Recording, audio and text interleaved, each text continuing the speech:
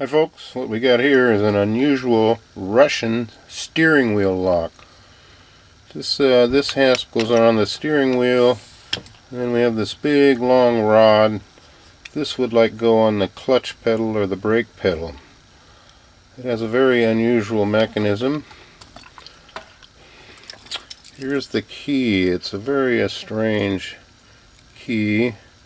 What you do is you put it in here like so, push it all the way down, and then this part comes out like so. Let's take it apart and check it out. So first thing we're going to do is unscrew this screw right here. Take this little screw out, and then I believe this part comes off like so. Then I think there's a little pin in here that comes out, like this pin. Then this part comes off. So now we just have the lock body here. And this is interesting. So let's see here. Let me zoom down a little bit. Get down a little closer. So when you put the key in here, it only goes in one way. See these locking bars here? They pull up out of the way.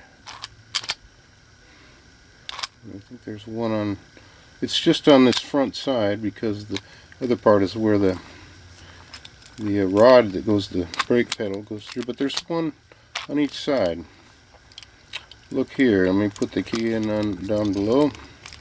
So it only goes in one way. See, these mechanisms pull back and forth. So let's take this, these pins come out of here. Hold on. Now I've dropped this little pin out of here. You can pull this thing out. See, there's a spring there on the end. This is the locking bar. Notice these teeth on here. We have the same on the other side. Another pin, two locking bars. So if I were to put these in without the springs, let's drop the two pins in there. Now I've dropped one out, and I just wanted to see. So you put this key, slide the key in and out like so, and the locking bolt goes back and forth. You can see it here. Well, the pin fell out again. Just a minute. Now as the key slides in and out, you get this action of just the one. I've just put one bolt in here. See, it comes in and out.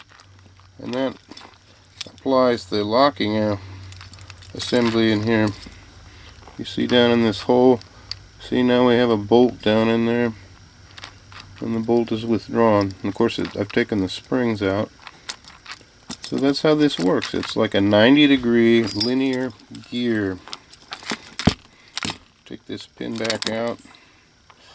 Then we can have this out. So I pulled this out. This is what I wanted you to see. See the teeth cut on here and the angled teeth cut on the key. As the key slides up and down, it sits in these grooves. It's like a gear train, a linear gear train. See how that works? The key goes up and down, and it pulls the bolt back and forth. Like that. This bolt can be picked by reaching in through the keyhole and pulling it back. But that's not the purpose of this video. It's just to show you how this mechanism is. It's sort of like what I would call a rack and pinion, not really a rack and pinion, but a crown gear and a hypoid axle gear. So I thought you'd find this very interesting. Thank you.